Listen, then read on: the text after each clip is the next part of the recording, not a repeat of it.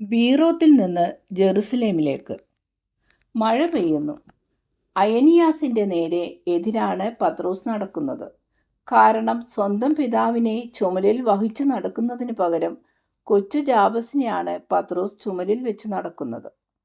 പത്രോസിൻ്റെ വലിയ മേലങ്കി കൊണ്ട് ബാലനെ മൂടിയിട്ടുണ്ട്. പത്രോസിൻ്റെ നരച്ച മുടിയുടെ മീതെ ജാബസിൻ്റെ ചെറിയ തല കാണാം.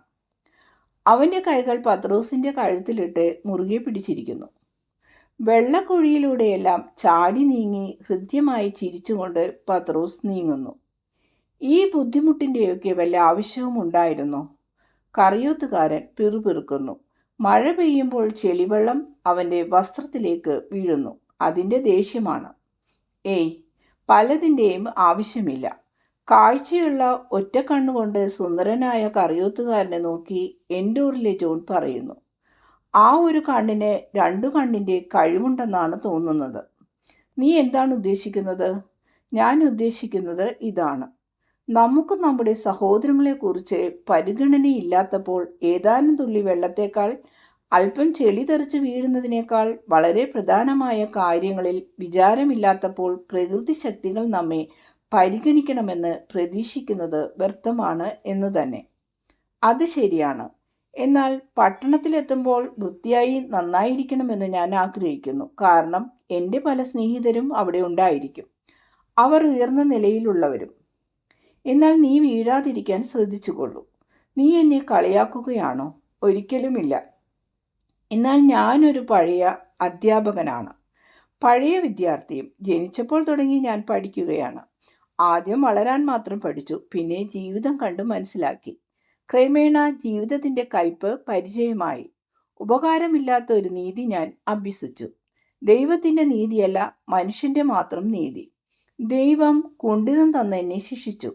സമൂഹം എന്നെ ഇരുമ്പു ചങ്ങലയാൽ ബന്ധിച്ചു. കാരണം ഞാൻ നീതിയുടെ ബലിയായി തീർന്നു. അവസാനമായി ഇപ്പോൾ ഞാൻ പഠിച്ചിരിക്കുന്നു. ജീവിക്കാൻ ഇപ്പോൾ ഞാൻ പഠിച്ചുകൊണ്ടിരിക്കുകയാണ്. ഇപ്പോൾ ഞാൻ ഒരു അധ്യാപകനും ശിഷ്യനുമായിരിക്കുന്നതിനാൽ ആ പാഠങ്ങളെല്ലാം ഞാൻ ആവർത്തിക്കുന്നു എന്ന് നിനക്ക് മനസ്സിലാകും. എന്നാൽ ഞാൻ ഒരു അപ്പസ്തോലനാണ്. ഞാൻ നിർദ്ദിഷ്ടനായ ഒരു സാധു. നിന്നെ പഠിപ്പിക്കാനുള്ള പരിശ്രമം എന്നിൽ നിന്നൊരിക്കലും ഉണ്ടാകരുത് എന്നെനിക്കറിയാം. എങ്കിലും ഒരുവൻ എന്തായിത്തീരുമെന്ന് നമുക്കൊരിക്കലും അറിയുവാൻ കഴിയുകയില്ല. ഞാൻ വിചാരിച്ചത് സൈപ്രസിൽ ഞാൻ സത്യസന്ധനും മാന്യനുമായ ഒരു അധ്യാപകനായി ജീവിച്ചു മരിക്കുമെന്നാണ്. എന്നാൽ സംഭവിച്ചതോ ഒരു കൊലപാതകിയായി ആജീവനാന്തം തടവിൽ കിടക്കാൻ ശിക്ഷിക്കപ്പെട്ട് ഒരു കുറ്റവാളിയായി തീർന്നു. എന്നാൽ പ്രതികാരത്തിനായി ഞാൻ കത്തിയെടുത്ത സമയത്ത്, അല്ലെങ്കിൽ ഇരുമ്പ് വിലങ്ങുവെച്ച് കാരാഗ്രഹത്തിൽ ലോകം മുഴുവനെയും ശപിച്ചുകൊണ്ട് നിരങ്ങിയപ്പോൾ ആരെങ്കിലും എന്നോട് പറയുമായിരുന്നോ ഞാൻ പരിശുദ്ധനായവൻ്റെ ശിഷ്യനായി തീരുമെന്ന്? അങ്ങനെ ആരെങ്കിലും പറഞ്ഞെങ്കിൽ അവന് ഭ്രാന്താണെന്ന് ഞാൻ വിചാരിക്കുമായിരുന്നു. എങ്കിൽ ഇപ്പോഴിതാ ഞാനിവിടെ. അതിനാൽ അപ്പസ്തോലനായ നിനക്കും ഒരു നല്ല പാഠം പറഞ്ഞു തരാൻ എനിക്ക് കഴിഞ്ഞേക്കാം. എൻ്റെ അനുഭവങ്ങളുടെ വെളിച്ചത്തിൽ, എൻ്റെ വിശുദ്ധി നിമിത്തമല്ല, ആ കാര്യം എനിക്ക് സ്വപ്നം കാണാൻ പോലും കഴിയുകയില്ല. ആ റോമാക്കാരൻ നിന്നെ ഡയോജനിസ് എന്ന് വിളിച്ചത് ശരിയായിരുന്നു. തീർച്ചയായും. എന്നാൽ ഡയോജനിസ് ഒരു മനുഷ്യനെ അന്വേഷിക്കുകയായിരുന്നു. എന്നാൽ കണ്ടെത്താൻ കഴിഞ്ഞില്ല. അവനേക്കാൾ ഭാഗ്യമുണ്ടായ ഞാൻ ഒരു സ്ത്രീയുടെ സ്ഥാനത്ത് സർപ്പത്തെയാണ് കണ്ടത്. ഒരു സ്നേഹിതൻ്റെ സ്ഥാനത്ത് വ്യഭിചാരിയെയാണ് കണ്ടത്. എന്നാൽ അനേകം വർഷങ്ങൾ അലഞ്ഞു നടന്നിട്ട് ജീവിതാനുഭവങ്ങളുടെ തിക്തത എന്നെ ഭ്രാന്തനാക്കി. ഇപ്പോൾ ശരിക്കുള്ള മനുഷ്യനെ ഞാൻ കണ്ടെത്തിയിരിക്കുന്നു, പരിശുദ്ധനായവനെ തന്നെ. ഇസ്രയേലിൻ്റെ ജ്ഞാനമല്ലാതെ മറ്റൊന്നും എനിക്ക് അറിഞ്ഞുകൂടാ. അങ്ങനെയാണെങ്കിൽ രക്ഷയുടെ മാർഗം നിനക്ക് ലഭിച്ചിരിക്കുന്നു. എന്നാൽ ഇപ്പോൾ അതിൻ്റെ ശാസ്ത്രവും പോലെ ദൈവത്തിൻ്റെ ജ്ഞാനവും നിനക്ക് ലഭിച്ചിട്ടുണ്ട്. രണ്ടും ഒന്നു തന്നെയാണ്. ഓ, ഒരിക്കലുമല്ല. മൂടൽമഞ്ഞുകൊണ്ട് ഇരുണ്ട ഒരു ദിവസവും നല്ല സൂര്യപ്രകാശവുമുള്ള മനോഹരമായ ദിവസവും പോലെയാണവ. ശരി, എന്നെ പഠിപ്പിക്കണമെന്ന് നിനക്ക് വലിയ താല്പര്യമാണോ? എനിക്കൊരു താല്പര്യവുമില്ല. ഞാനൊന്ന് പറയട്ടെ. ഒരിക്കൽ ഞാൻ കുട്ടികളോട് സംസാരിച്ചിരുന്നു. അവർക്ക് ശ്രദ്ധയില്ലാത്തത് കണ്ടു. പിന്നെ ഞാൻ നിഴലിനോട് സംസാരിച്ചു. അതെന്നെ ശപിച്ചു. അനന്തരം കോഴികളോട് സംസാരിച്ചു. തമ്മിൽ ഭേദം അവയായിരുന്നു. ഇപ്പോൾ ഞാൻ എന്നോട് തന്നെയാണ് സംസാരിക്കുന്നത്. കാരണം ദൈവത്തോട് സംസാരിക്കാൻ ഇനിയും എനിക്ക് കഴിഞ്ഞിട്ടില്ല. എന്നെ നീ എന്തിനു തടയുന്നു? എനിക്കൊരു കണ്ണേ ഉള്ളൂ. ആ ഖനികൾ എൻ്റെ ജീവിതം നശിപ്പിച്ചു. ചങ്കിൻ്റെ വേദന അനേകം വർഷങ്ങളായി ഞാൻ അനുഭവിക്കുന്നു. എൻ്റെ മനസ്സെങ്കിലും ഫലദായകമായി തീരട്ടെ. ഈശോ ദൈവമാണ്. എനിക്കറിയാം. ഞാൻ അത് വിശ്വസിക്കുന്നു. നിന്നേക്കാൾ അധികമായി ഞാൻ വിശ്വസിക്കുന്നു. കാരണം അവൻ നിമിത്തമാണ് എനിക്ക് പുനർജീവൻ ലഭിച്ചത്. നിനക്കങ്ങനെയല്ല. അവൻ എത്ര നല്ലവനായാലും അവൻ ദൈവമാണ്. ഒരു നികൃഷ്ട ജീവിയായി ഞാൻ നീ ചെയ്യുന്നത് പോലെ അവനോട് അതിപരിചയം കാണിക്കാൻ ധൈര്യപ്പെടുകയില്ല. എൻ്റെ ആത്മാവ് അവനോട് സംസാരിക്കുന്നു. എൻ്റെ ചുണ്ടുകൾക്ക് അതിനുള്ള ധൈര്യമില്ല.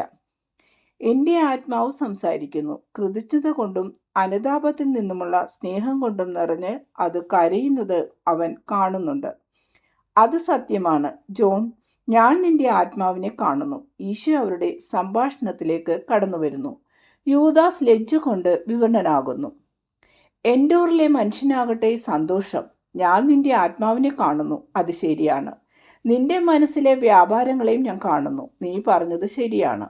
എന്നാൽ നീ രൂപപ്പെട്ട് കഴിയുമ്പോൾ ഒരു അധ്യാപകൻ എന്ന വിധത്തിലും ഉത്സാഹമുള്ള വിദ്യാർത്ഥി എന്ന തരത്തിലും നിനക്കുള്ള അനുഭവജ്ഞാനം നിന്നെ വളരെ സഹായിക്കും. സംസാരിക്കൂ. നിന്നോട് തന്നെയും നീ സംസാരിക്കൂ. ഗുരുവേ, കുറച്ച് ദിവസം മുമ്പ് നീ എന്നോട് പറഞ്ഞില്ലേ എൻ്റെ അഹത്തോട് സംസാരിക്കുന്നത് തെറ്റാണെന്ന്? യൂദാസ് ധാർഷ്ട്യത്തോടെ പറയുന്നു. ശരിയാണ്, ഞാൻ പറഞ്ഞു. എന്നാൽ അങ്ങനെ പറഞ്ഞത് നിന്റെ ഉള്ളിൽ നീ പിറുപിറുത്തിരുന്നത് കൊണ്ടാണ്. ഈ മനുഷ്യന് മുറുപിറുപ്പൊന്നുമില്ല. ഇയാൾ ധ്യാനിക്കുകയാണ്. ഒരു നല്ല ലക്ഷ്യം വെച്ചുകൊണ്ട്. ഇവൻ തെറ്റൊന്നും ചെയ്യുന്നില്ല. ചുരുക്കത്തിൽ ഞാൻ തെറ്റുകാരനാണ്. യൂദാസ് ദേഷ്യത്തോടെ പറയുന്നു. അല്ല, നിന്റെ ഹൃദയത്തിനൊട്ടും ക്ഷമയില്ല. കാലാവസ്ഥ എപ്പോഴും നല്ലതായിരിക്കുകയില്ലല്ലോ. കൃഷിക്കാർക്ക് മഴ വേണം. മഴ പെയ്യണമേ എന്ന് പ്രാർത്ഥിക്കുന്നത് സ്നേഹത്തിൻ്റെ പ്രവൃത്തിയാണ്. ഇതും സ്നേഹത്തിൻ്റെ പ്രവൃത്തിയാണ്. എന്നാൽ നോക്കൂ, അറ്ററോത്ത് തുടങ്ങി റോമ വരെ എത്തുന്ന മനോഹരമായ ആ മഴവില്ല് കണ്ടോ? നമ്മൾ അറ്റാറോത്ത് താഴ്വര കടന്ന് വളരെ ദൂരം പോന്നു. ദുഃഖത്തിൻ്റെ ആ താഴ്വര എത്രയോ പിന്നിലായി. ഇവിടെ നാട് വളരെ മനോഹരമായ കൃഷി കൊണ്ട്, നല്ല സൂര്യപ്രകാശം കൊണ്ട് ആകർഷകമായിരിക്കുന്നു. നമ്മൾ റോമായിലെത്തുമ്പോൾ ജെറുസലേമിൽ നിന്ന് 36 സ്റ്റാഡിയ ദൂരം മാത്രമേ ഉണ്ടായിരിക്കൂ. ആ കുന്ന് കയറി കഴിയുമ്പോൾ വിശുദ്ധ നഗരം നമുക്ക് കാണാറാകും. ആ കുന്ന് ഗിബയായിലെ മനുഷ്യർ ചെയ്ത ഭയാനകമായ ജഡിക പാപത്തിൻ്റെ സ്ഥലമാണ്. മാംസത്തിൻ്റെ ദുരാശ എത്ര ഭയാനകമാണ് യൂദാസേ. യൂദാസ് മറുപടി പറയുന്നില്ല. അവൻ വെള്ളത്തിൽ തട്ടിത്തെറിപ്പിച്ചുകൊണ്ട് നിൽക്കുന്നു. ഇവന് ഇന്നെന്തു പറ്റി? ബെർത്തലോമിയ ചോദിക്കുന്നു. ഒന്നും മിണ്ടാതിരിക്കൂ യോനയുടെ പുത്രൻ സൈമൺ. ഇതറിയേണ്ട. തർക്കങ്ങൾ നമുക്ക് ഒഴിവാക്കാം. സൈമൺ സ്വസ്ഥമായിരിക്കട്ടെ. ആ ബാലൻ നിമിത്തം അവൻ വളരെ സന്തോഷമായിട്ടിരിക്കുകയാണ്. ഉവ്വ് ഗുരുവേ, പക്ഷേ ഇത് ശരിയല്ല. ഞാൻ അവനോട് പറയും. ഇവന് ചെറുപ്പമാണ്. നെഥാനിയേൽ, നീയും ഒരിക്കൽ ചെറുപ്രായക്കാരനായിരുന്നല്ലോ. ശരിയാണ്. എന്നാൽ ഗുരുവിനോട് ബഹുമാനമില്ലാതെ അവൻ പെരുമാറരുത്. അറിയാതെ തന്നെ അല്പം ഉച്ചത്തിലാണ് ബെർത്തലോമിയ ഇത് പറയുന്നത്. പത്രോസ് അത് കേട്ട് അവരുടെ അടുത്തേക്ക് ഓടി വരുന്നു. ആർക്കാണ് ബഹുമാനമില്ലാത്തത്? എന്താണ് സംഗതി? പുതിയ ശിഷ്യനാണോ? ഇങ്ങനെ ചോദിച്ചുകൊണ്ട് പത്രോസ് എൻഡോറിലെ ജോണിനെ നോക്കുന്നു. എന്നാൽ ഈശോ അപ്പസ്തോലൻ യൂദാസിനെ തിരുത്തുകയാണെന്ന് മനസ്സിലാക്കിയ അയാൾ മാറി നിന്ന് തീഷ്ണനായ സൈമനോടും അൽഫേസിൻ്റെ പുത്രൻ ജെയിംസിനോടും സംസാരിക്കുകയാണ്. ഏയ്, അവനൊന്നുമല്ല. ഒരു പെൺകുട്ടിയെപ്പോലെ ബഹുമാനത്തോടെയാണ് അയാൾ പെരുമാറുന്നത്. ഓ, നന്നായി.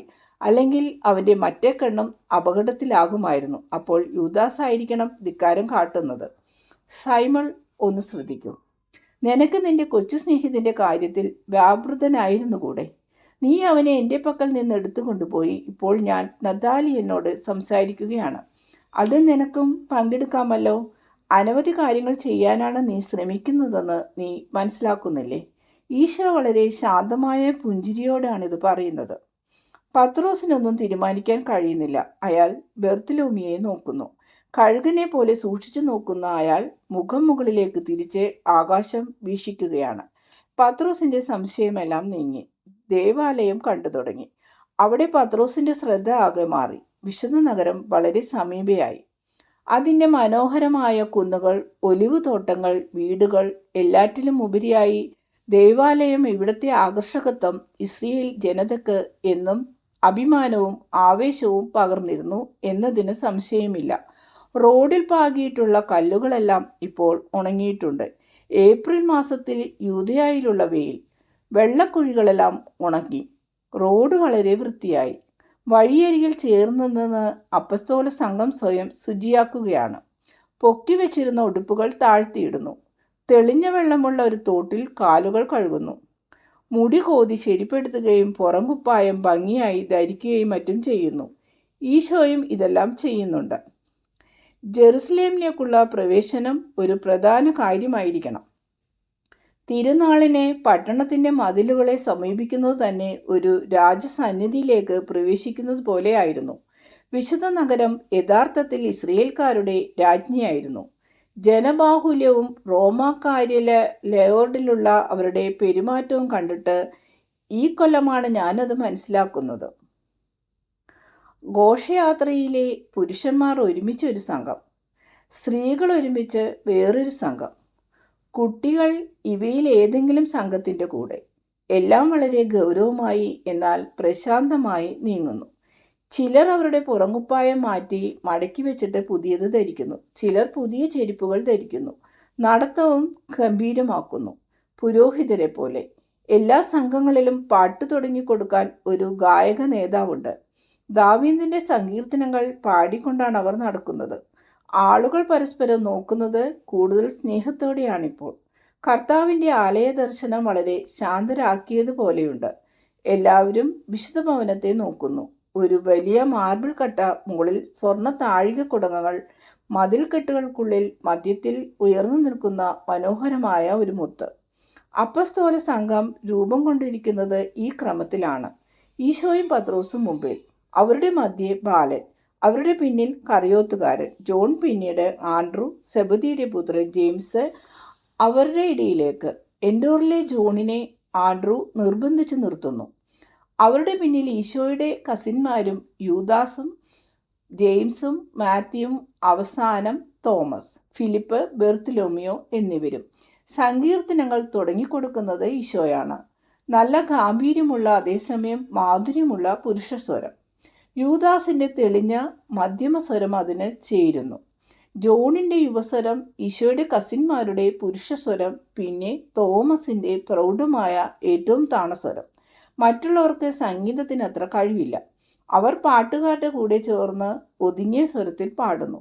സങ്കീർത്തനങ്ങൾ നീണ്ട സങ്കീർത്തനങ്ങൾ. അവർക്ക് മനപാഠം അറിയാവുന്നവയാണ് പാടുന്നത്.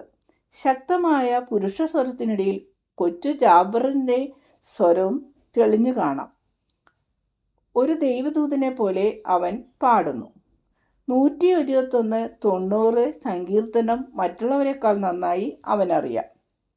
കർത്താവിൻ്റെ ഭവനത്തിലേക്ക് നമുക്ക് പോകാം എന്നവർ എന്നോട് പറഞ്ഞപ്പോൾ ഞാൻ എത്രമാത്രം സന്തോഷിച്ചു. ഏതാനും ദിവസങ്ങൾക്ക് മുമ്പ് വിഷാദം പൂണ്ടിരുന്ന അവൻ്റെ മുഖം ഇപ്പോൾ സന്തോഷത്തിൽ പ്രകാശിക്കുന്നു. മതിലുകൾക്ക് സമീപേ അവർ എത്തി.